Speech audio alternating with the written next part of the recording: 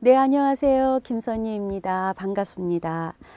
제가 강의할 과목은요, 제2과목 보건의료 서비스 지원 관리에 대해서 여러분들과 함께 공부해 나갈 것입니다. 자, 보건의료 서비스 지원 관리에는요, 5가지로 나눠지고 있습니다. 첫째는 보건의료의 이해, 두 번째는 병원 서비스 관리, 세 번째는 의료 서비스의 이해, 네 번째는 의료 커뮤니케이션, 다섯 번째는 핵심 문제가 들어가 있습니다. 자, 그럼 오늘은 제1부 보건의료의 이해에 대해서 공부해 나가도록 하겠습니다. 보건의료의 이해에서 제1장 건강과 질병관리에 대한 이해에 대해서 공부해 나가도록 하겠습니다. 자, 공중보건의 정의 및 역사에 대해서 오늘 같이 공부해 나갈 건데요. 공중보건의 정의는 무엇인가? 질병을 예방하고 생명을 연장시키며 정신적 및 효율적 효율을 정진하기 위해서 그 목적을 달성하기 위해서 사회, 경제, 문화적 요인, 광범위한 접근을 통하여 지역 주민의 건강 정진 및 향상과 관련된 과학기술을 연구하는 학문이다라고 정의로 나아가 있습니다. 그럼 공중보건의 목적은 무엇인가 함께 공부해 나가도록 하겠습니다. 공중보건의 목적은요, 세 가지로 나눠지고 있습니다. 제1차적, 2차적, 3차적으로 나눠지고 있는데요. 1차적 공중보건의 목적은 무엇인가?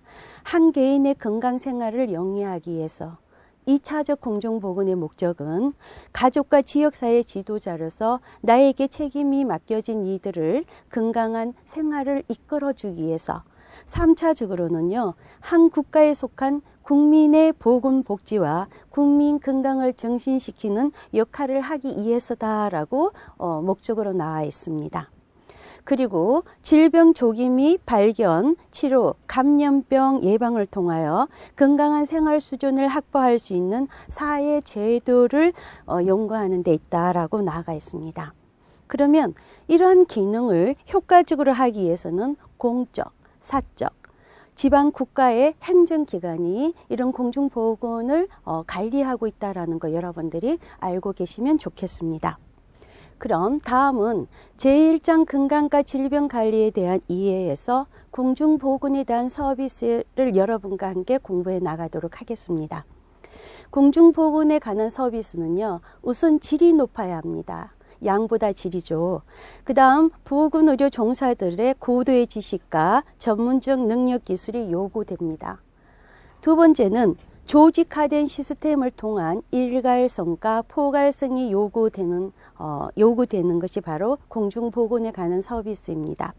세 번째는 공중보건을 위한 서비스 공급자와 서비스를 제공받는 사람, 바로 병원을 찾아오는 외국 환자일 수도 있고요. 바로 지금 요즘 병원에서는 환자라는 호칭보다는 고객이라고도 많이 쓰고 있죠. 그죠? 그래서 외국 환자들이 바로 서비스를 제공받는 사람들이 되겠죠. 그러면 제공자와 서비스를 받는 사람들 관계에서 신뢰관계가 가장 중요하다라고 나아가 있습니다. 자, 그 다음은 제1장 건강과 질병관리에 대한 이해에서 여러분들과 함께 공중보건의 역사에 대해서 한번 공부해 나가도록 하겠습니다. 공중보건의 역사는요, 시험 문제에도 가끔 나옵니다. 그죠? 그래서 공중보건의 역사는 5가지 시대로 나눠집니다. 첫째는 고대시대, 둘째는 중세, 세 번째는 근세, 다시 말해서 르네상스 시대라고도 하죠. 네 번째는 근대입니다. 다섯 번째는 현대시대로 나눠집니다. 그러면 고대에는 환경에 시작하는, 그래서 환경위생의 시대라고 고대는 말하고 있습니다. 중세는 암흑기 시대라고도 말하고 있죠.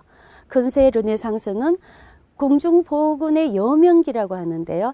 싹이 트는 시기이다라고도 말하고 있습니다. 근대는 공중보건의 확립기입니다.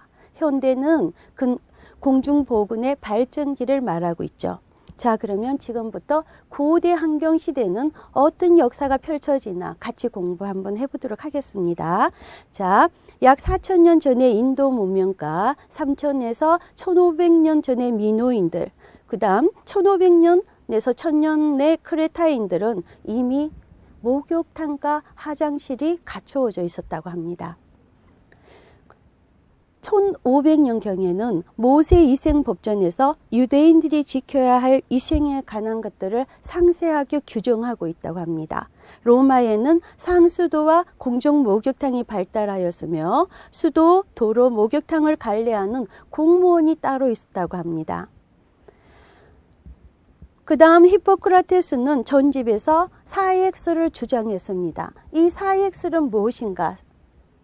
자, 사액설은 혈액과 점액과 항담적, 흑담적을 말합니다.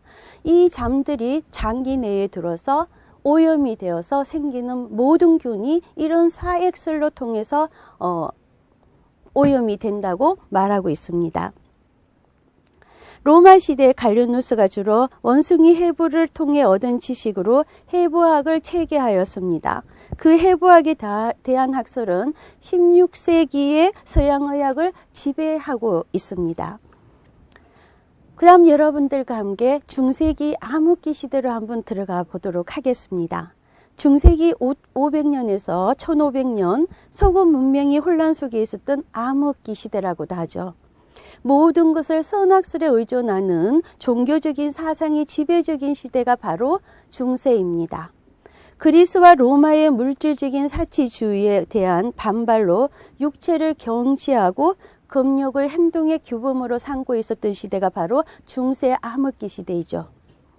6, 7세기경 이슬람 교도들의 성지순례 과정에서 콜레라가 범세계적으로 유행하고 있었습니다.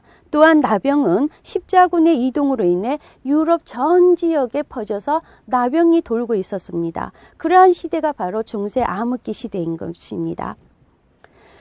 이 시대에는 방역의사, 빈민구제의사, 경찰 및 감정의 활동이 활발하였으며 불결물 제거, 급수법, 식품경찰, 시가청소법, 건축위생법 등을 제정하기도 한 시대가 바로 중세기 암흑기 시대입니다. 그 다음 인류는 패스트에 의해서 가장 심각한 인명피해를 입었던 시대도 바로 중세 암흑기 시대죠. 패스트 환자는 죽은 사람으로 간주하여 격리시키기 시작하였고 1383년 마르세유 패스트 대유행 시 40일간 교통을 차단하기도 하였습니다. 그래서 중세는 금욕제도가 유래되었던 시대다라고도 나아가 있습니다. 자, 여러분 시험 칠 때 금욕제도가 유래된 시대는 언제인가? 바로 중세 암흑기 시대라는 거 여러분들 꼭 알고 계시면 되겠습니다. 그 다음 르네상스 시대, 공중보건의 여명기라고도 말하고 있습니다. 근세시대는 공중보건의 요람기다라고 말하고 있죠. 과학기술이 태동하는 시대였고 프랑스 혁명의 계몽사상과 영국의 산업혁명으로 인해 대기오염으로 공중보건의 사상이 삭튼 시기이기도 하다라고 얘기하고 있습니다. 여기에서는 많은 의사와 학자들이 세균에 대한 새로운 것을 발견하고 연구하는 시대이기도 했습니다. 이탈리아의 프라스트로는 인간의 눈으로 볼 수 없는 질병의 원인이 되는 종이 있다고 주장하였고 네덜란드의 란웬후는 현미경 발견으로 인해 입증하기도 했습니다. 독일의 프랭크는 국민의 건강을 확보하는 것은 국가의 책임이다 라고 말하고 있습니다. 그러면 시험 문제에서 국민의 건강을 확보하는 것은 국가의 책임이다라고 말한 사람은 누구일까라고 나오겠죠. 그러면 여러분들은 독일의 프랭크라고 답을 체크하시면 되겠습니다. 건강이 국가 책임용을 주장하였고 프랭크입니다. 정신보건, 개인위생, 국민보건운동을 망라한 최초의 저서를 출판하기도 한 사람이 바로 독일의 프랭크입니다. 그 다음 영국의 제너는 유럽에서 영아 사망률의 가장 큰 원인이 천연두였는데 1798년에 우두 종법을 개발하였습니다.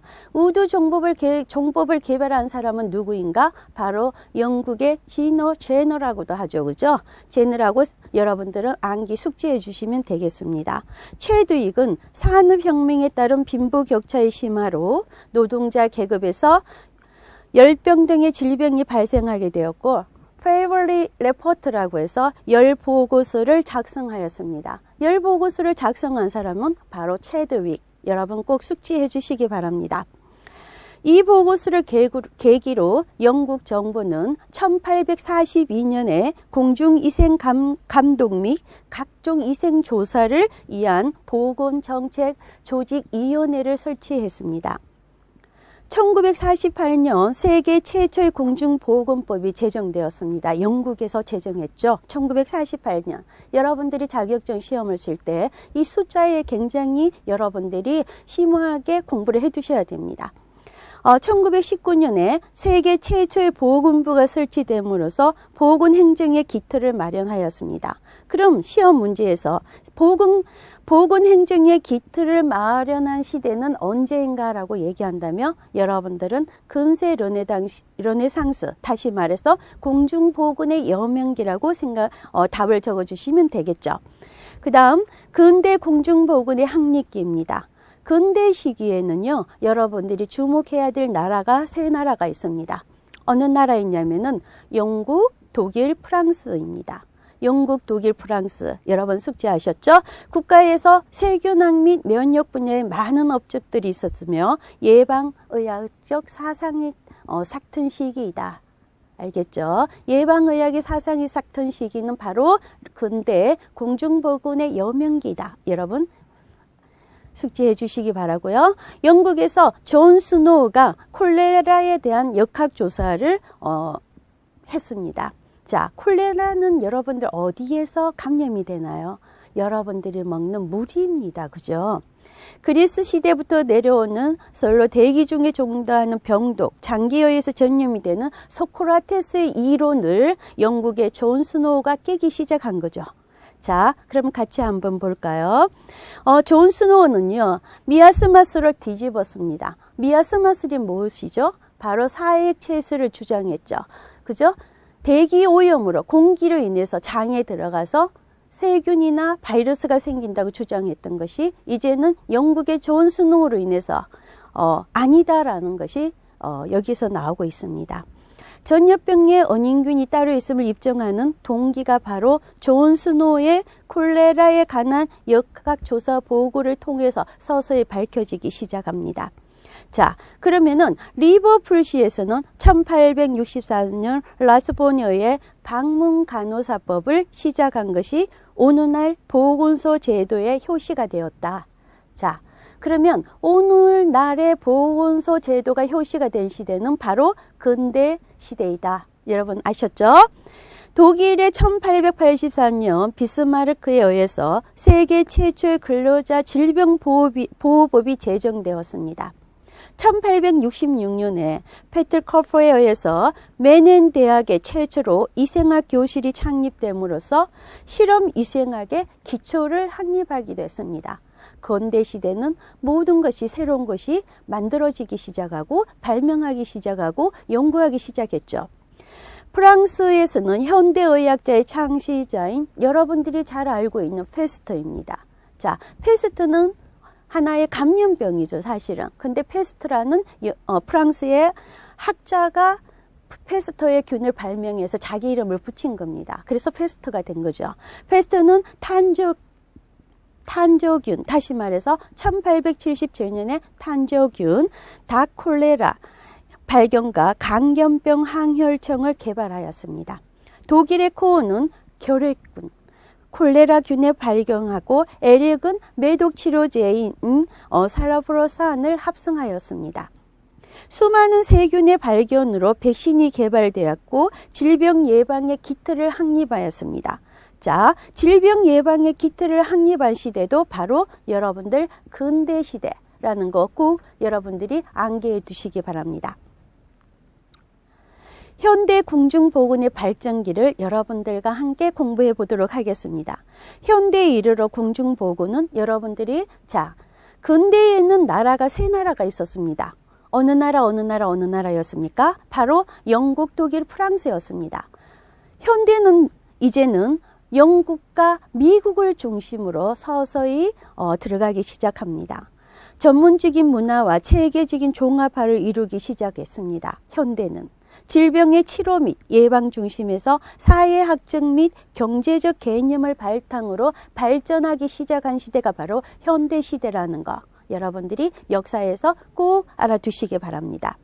공중보건과 치료의학의 조화로운 발전도 바로 현대시대에 일어납니다. 보건소 제도 학대도 현대시대입니다. 보건소 제도의 학대 보급에 따라 지역사회 문제를 해결해가는 지역사회 보건관리 활동이 활발한 시대가 바로 현대입니다. 세계보건기구 WHO가 발족됩니다. WHO는 1948년 4월 7일입니다. 여러분 시험 문제 국가시험에 꼭 한 번씩 나오는 문제입니다. 꼭 암기해 두시기 바랍니다. 1948년 4월 7일 WHO가 발족되었습니다. 그러면 WHO가 무엇이냐? 세계보건기구입니다. 자, WHO의 목적은 무엇이냐? 전염병 대책 등이 있고 본부는 스위스의 제네바에 있다라는 거 여러분들이 꼭 알고 계시면 감사합니다. 그 다음 요거는 책에 제가 나오지 않는 건데요. 제가 공부를 하다가 여러분들한테 꼭 도움이 될 것 같아서 제가 준비해 왔는데요. 잠깐 제가 판서로 여러분들과 함께 공부해 나가도록 하겠습니다. 세계보건기구 WHO 국제적 차원에서 보건 문제를 해결하고자 WHO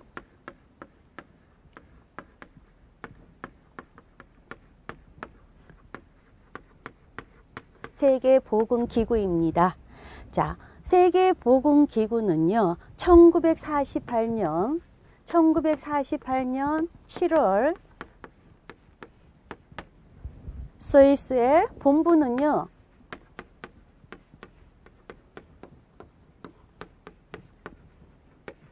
제네바에 위치하고 있습니다.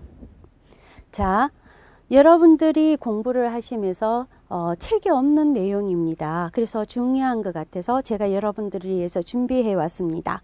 자, WHO에는 6개의 지역 사무소가 있습니다. 자, 같이 한번 보도록 하겠습니다.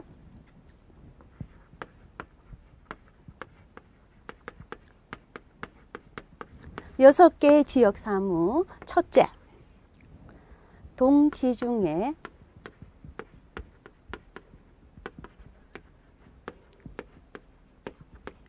둘째, 동남아시아 지역입니다. 세 번째, 서태평양 지역. 글씨가 서태평양 지역입니다.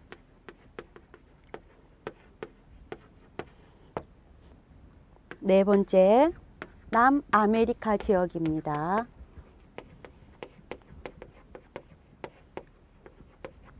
다섯 번째, 유럽 지역입니다.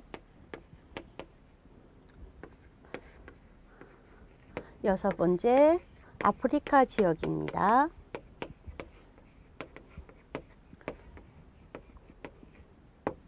그럼 우리나라는요, 어디에서 가입했을까? 여러분들과 함께 공부해 보도록 하겠습니다. 우리나라는요, 서태평양 지역입니다. 서태평양 지역에 1949년 65번째 회원국으로 가입했습니다. 자, 그럼 다시 한번 공부해 보도록 하겠습니다. WHO, 세계보건기구를 WHO라고 합니다. WHO는 1948년 7월에 발족되었으며 본부는 스위스 제네바에 있습니다.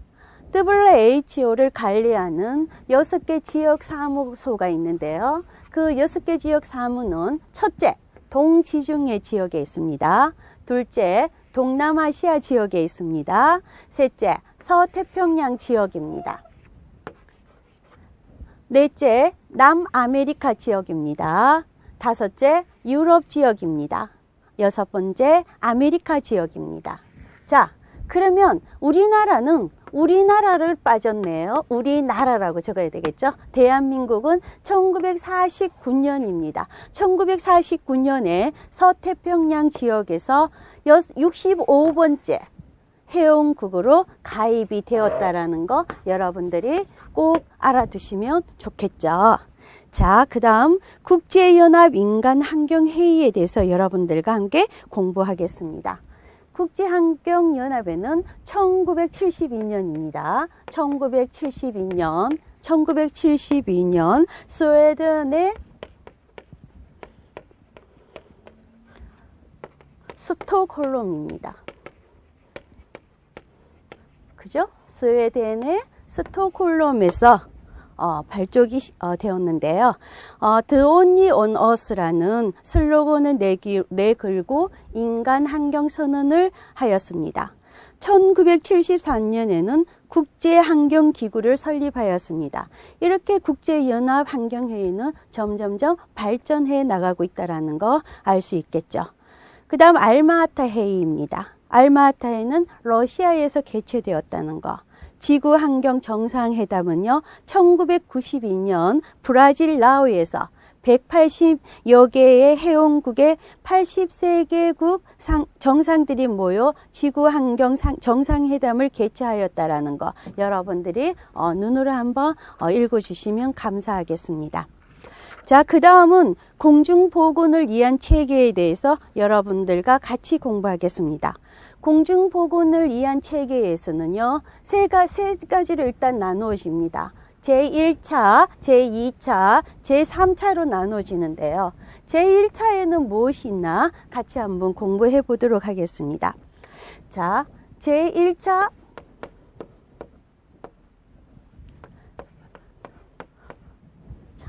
죄송합니다. 글씨가 예쁘지가 않네요. 제1차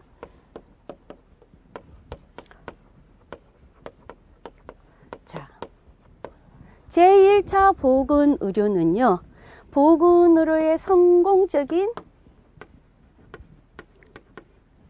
열쇠는 무엇일까요? 성공적인 열쇠는 바로 보건인력입니다. 그죠? 제1차 보건의료의 성공적인 열쇠는 바로 사람입니다. 보건인력입니다. 제2차 보건의료는 어떤 것인가 한번 여러분들하고 공부해 보겠습니다. 2차 보건의료는 주로 응급처치를 요하는 질병이나 급성질환을 관리하는 병의원을 말하고 있습니다. 다시 말해서 제2차는요, 종합병원과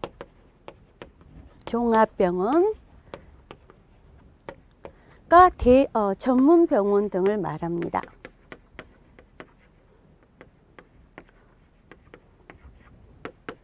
활동을 요하는 거죠. 제3차 보건의료는 무엇이냐 하면은요, 회복기 환자입니다. 회복기 환자의 재가 치료 사업이나 재활을 요하는 환자 및 노인의 간호 등 장기 요양 만성질환의 관리 사업이 중심이 되고 있습니다. 만성이죠, 그죠? 제3차는 회복기 환자, 그죠? 그 다음 만성 환자, 그 다음 뭘까요? 그죠? 재활이죠. 그 다음 노인입니다. 그죠? 자, 이래서 공중보건을 위한 체계는 제1차, 2차, 3차로 나누어진다라는 거 여러분들이 꼭 이해해 두시면 감사하겠습니다. 자, 여기에서 여러분들이 꼭 알아두셔야 할 거는요, 1차 보건의 성공적인 열쇠는 바로 보건인력입니다. 보건인력. 지역 주민 모두가 수용할 수 있는 지역사회 실천의 원리이며 새로운 보건의료 질서이다. 그죠? 제1차 보건은요, 질서이다. 보건의료의 질서이다. 전 세계적인 보건의료 전략의 핵심이다. 그죠? 1차입니다. 그죠? 제1차. 제2차 보건의료는요, 응급처치를 요하는 질병이고 1차 보건의료 활동으로는 뭘까요? 바로 예방접종 사업 등이 있습니다. 그리고 여러분들이 마시는 식수위생관리 사업도 1차 보건의료 활동이 들어가는 거죠. 그 다음 모자 보건 사업이 있고요. 보건교육사업, 지방벽 관리사업, 그 다음 경미한 질병을 일상적으로 치료하는 사업도 바로 1차 보건의료 사업에 들어간다라는 거. 그 다음 지역 주민의 영양을 개선하는 사업도 바로 제1차 보건의료 활동이라는 거 여러분들이 꼭 알아두시기 바랍니다. 자, 공중보건을 위한 체계에서는 1차, 2차, 3차로 나눠지고요. 여러분들이 여기를 공부하시기 전에요. 공중보건의 역사가 무엇인가? 공중보건의 정의는 또 무엇인가? 공중보건을 하는 목적은 무엇인가에 대해서 여러분들이 꼭 숙지해 주시면은 자격증 시험에 도움이 되리라고 생각합니다. 오늘 강의는 여기에서 마치도록 하겠습니다. 감사합니다.